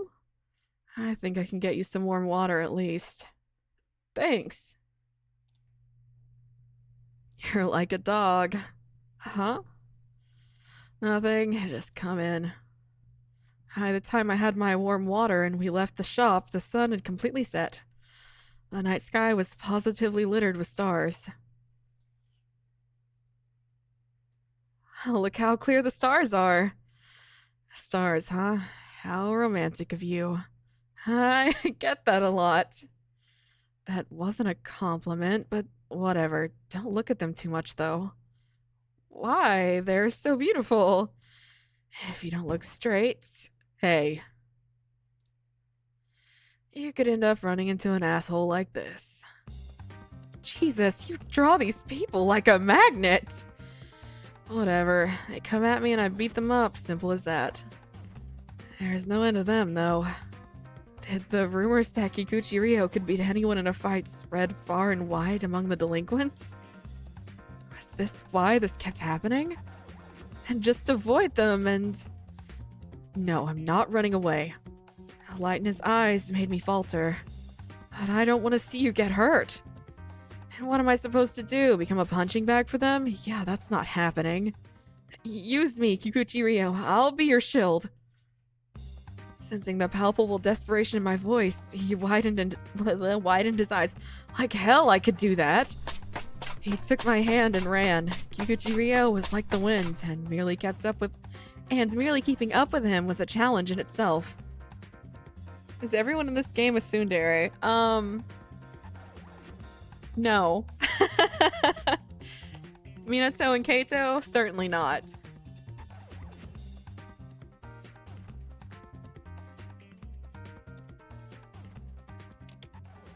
Okay, I think we lost them. I was close.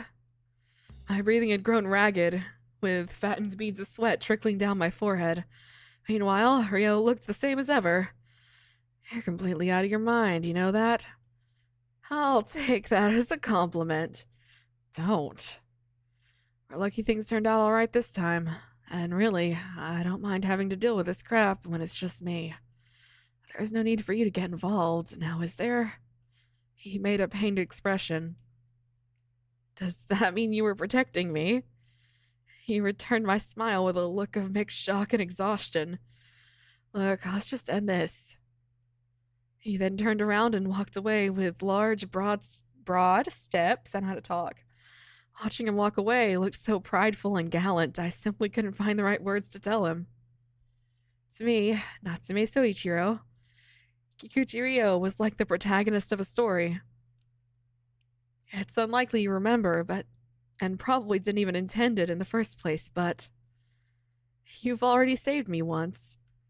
I had kept quiet about it because I knew you'd call it hypocrisy. And that day, you were my personal hero. And ever since then, I've often found myself wanting to become like you.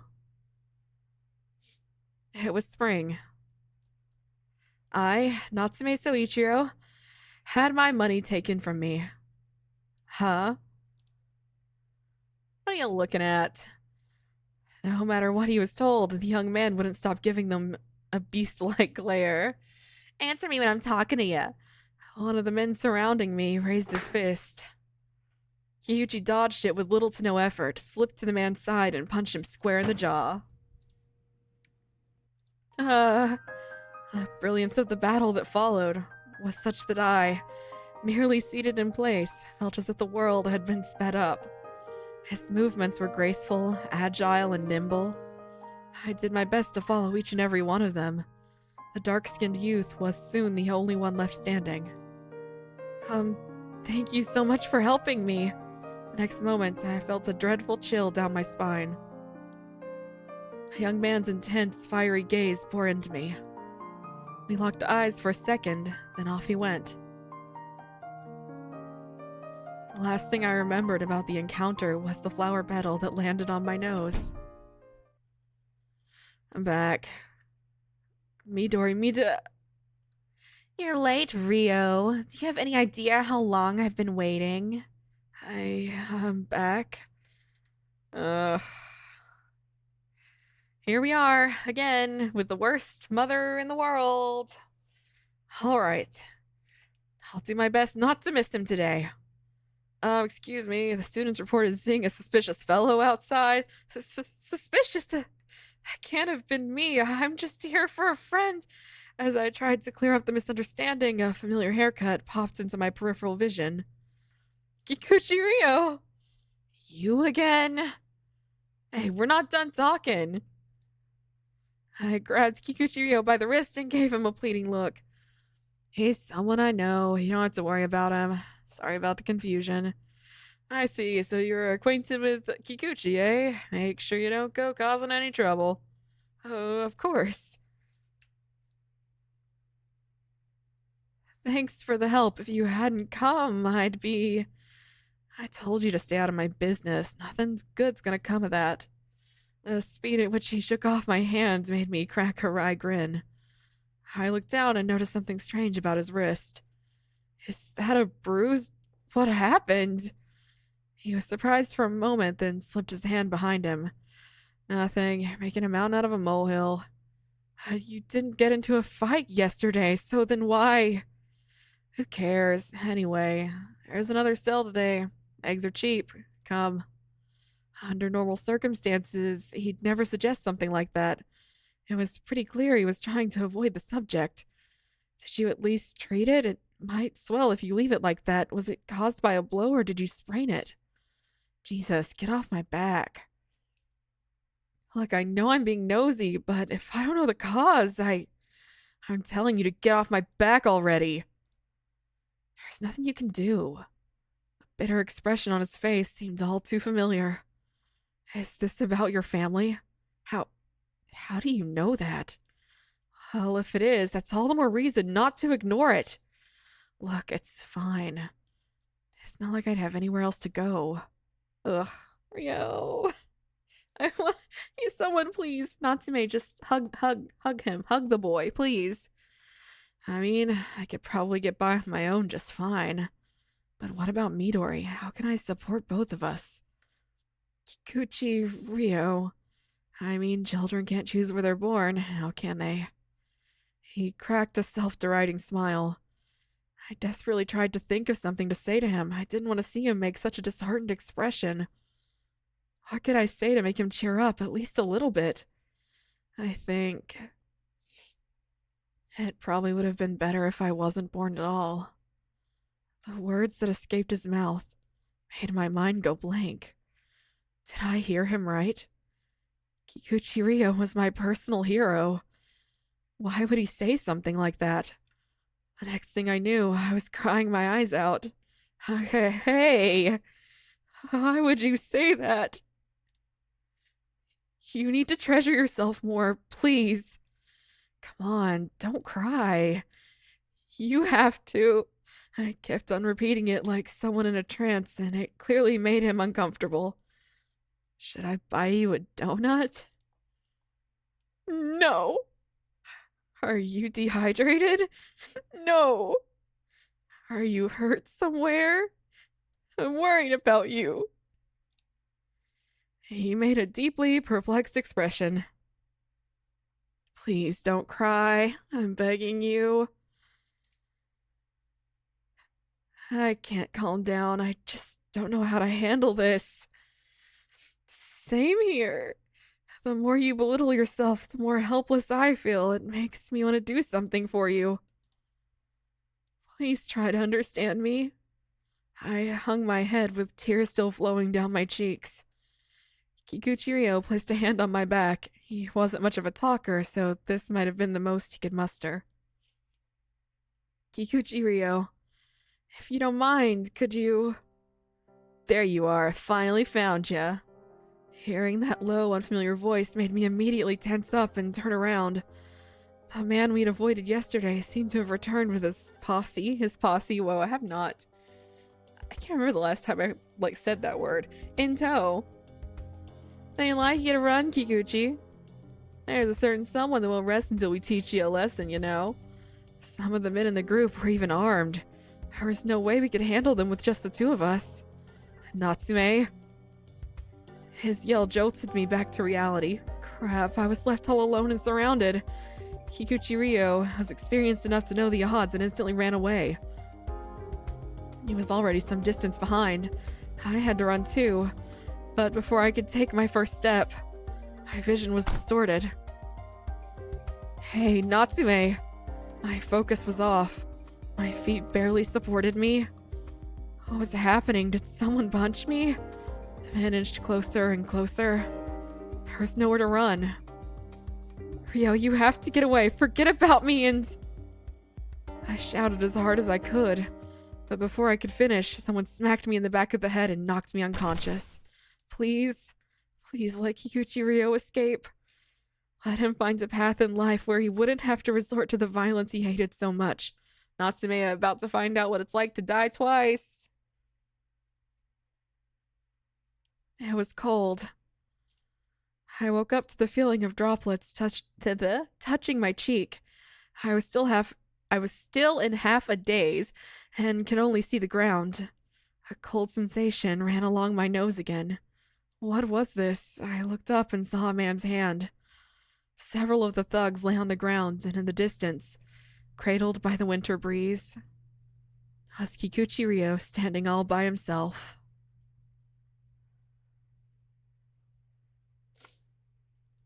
Love this boy.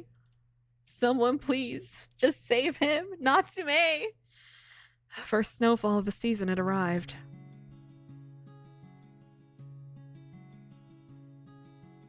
My consciousness returned in an instant. Kikuchi-ryo, why? Hadn't he escaped? What was with all the blood? Why? Why did he... and how? Struggling to stave off the fresh waves of pain that had returned right along with my consciousness, I tried going to him. But immediately realized I was in no condition to move. The dry, ceaselessly falling snow made the fresh blood look all the more beautiful. I had to go to him. If I didn't, it would happen all over again. Hurry to the hospital. Hurry. I struggled to form a sentence, to no avail. Melted into the chilly breeze, my words never reached him.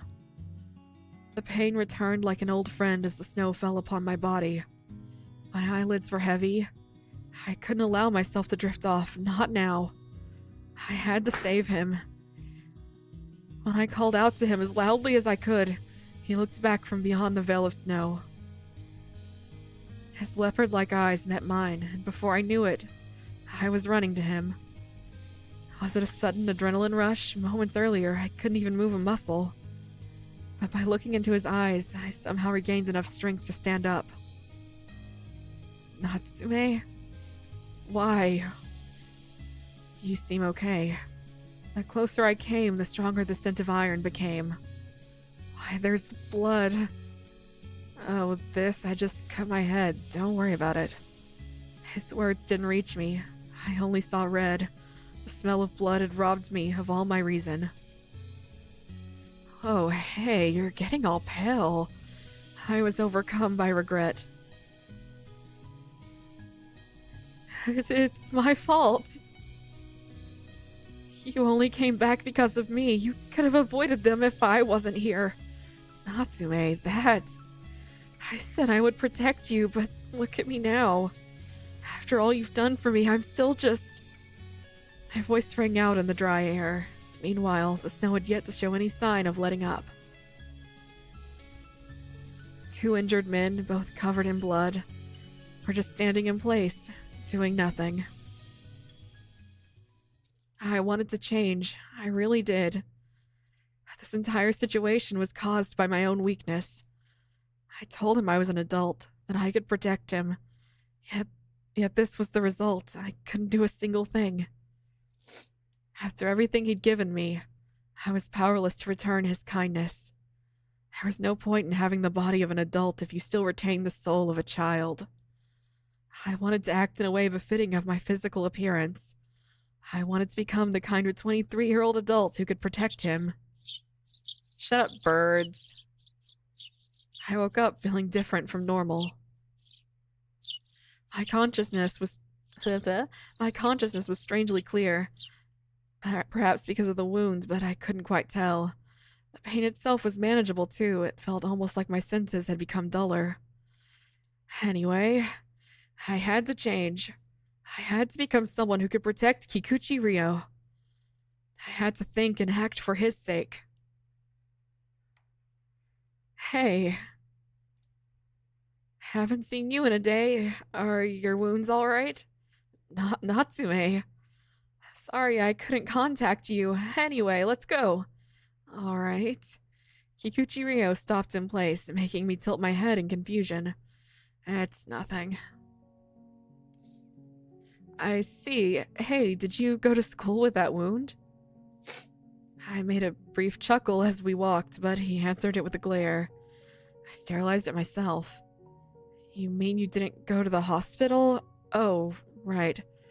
I guess you didn't call them because they'd also end up helping those thugs. As I nodded to myself in understanding, Ryo looked like he was about to say something, but then he chose not to. You should at least bandage yourself. It won't heal well if it's exposed to outside air. Letting wounds air out is very good for them, generally speaking, and you should, in fact, do it. I took out some bandages from my shopping bag. I bought them mostly as replacements, but if he had none to begin with, I could use them right away. I made the visibly surprised Kikuchi sit on a bench and kneel down as I began to spread out the bandage. Keep still. He seemed discontent, but didn't actually try to stop me from treating him. Here, too. You're making such a big deal out of it. Well, I'm not gonna let these bandages get recycled into next year's Halloween props. They should be used as intended. It's what's best for both me and the bandages. Smiling at his awkward expression, I made him roll up his sleeve. He had an astonishing amount of scars covering his body. Hurry up. Huh? Oh, right. No everyday high school student had this many wounds. What kind of life was he leading?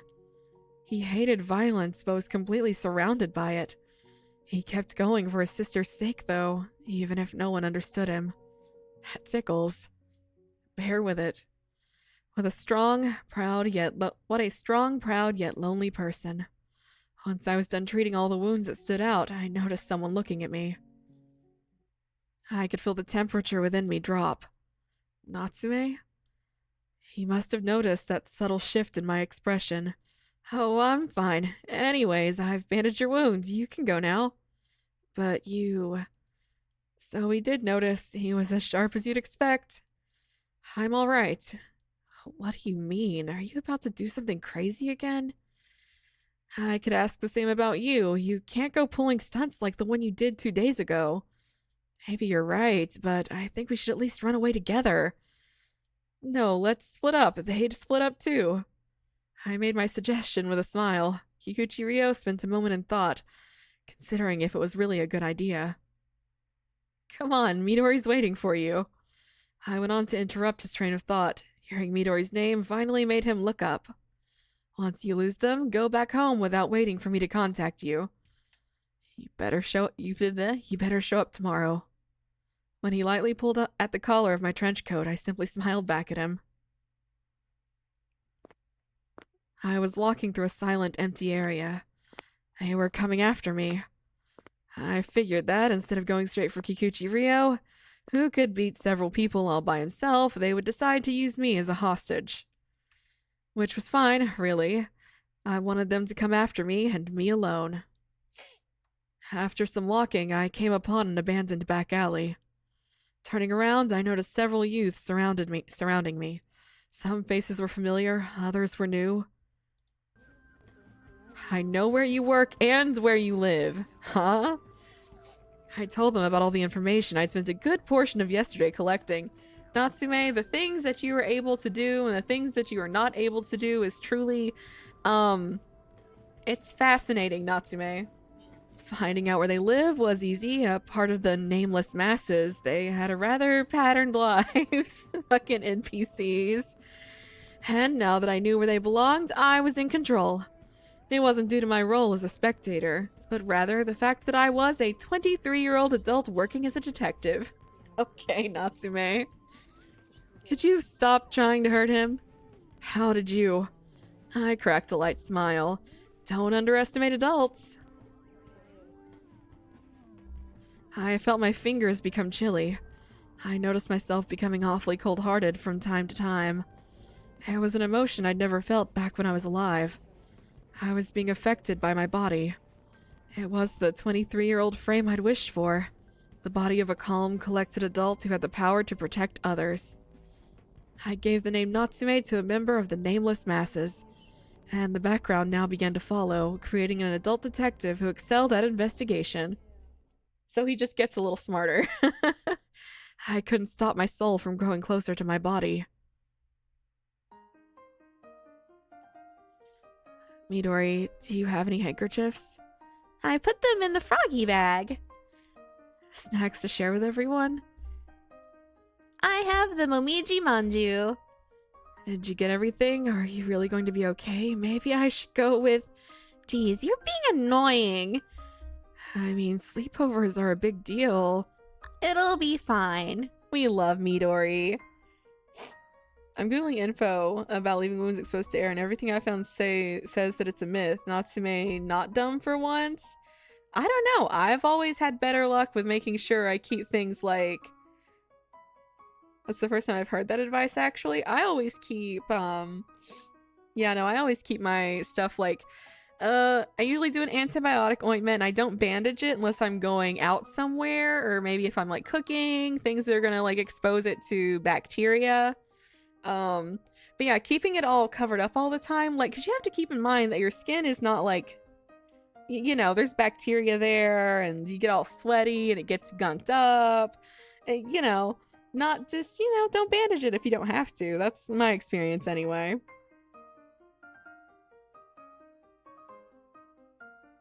Can you sleep alone? Call me if you feel lonely. Is this the right address? Come on, I said it'll be fine. I'm going. Stay safe and remember to greet the parents.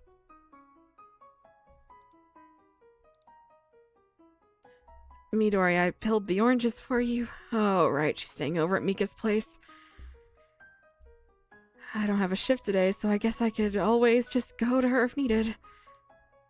I've got nothing to do, though.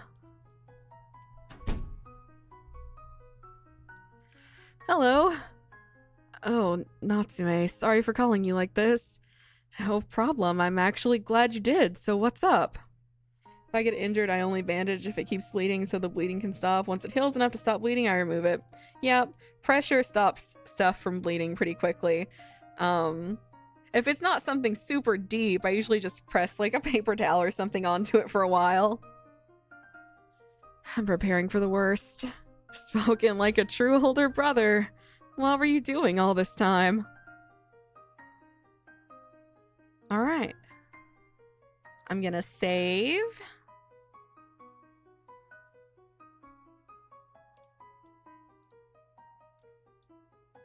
And it looks like we are done for the night. I would imagine we're gonna probably finish up these little happy stories next MAMIYA stream, and then we will be on to you know, the rest of the game. Which will be very fun. Trust me, it's fun. It's very fun. Very normal times. Happy. Yeah, my favorite cast of male characters. They don't who don't make me need to drink to tolerate them. What do you mean the rest of the game? Poyo, I mean the rest of the game. You didn't think that once everyone was happy at the end of these little stories that it would just be over, did you? You did. Surely not.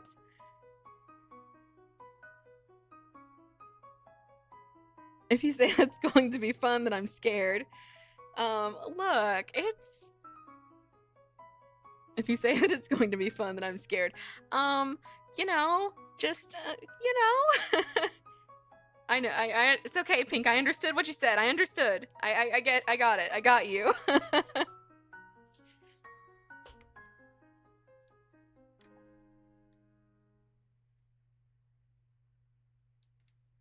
All right, I'm going to end stream. Good night. And we will return with Catherine on Tuesday and more MAMIYA on Wednesday.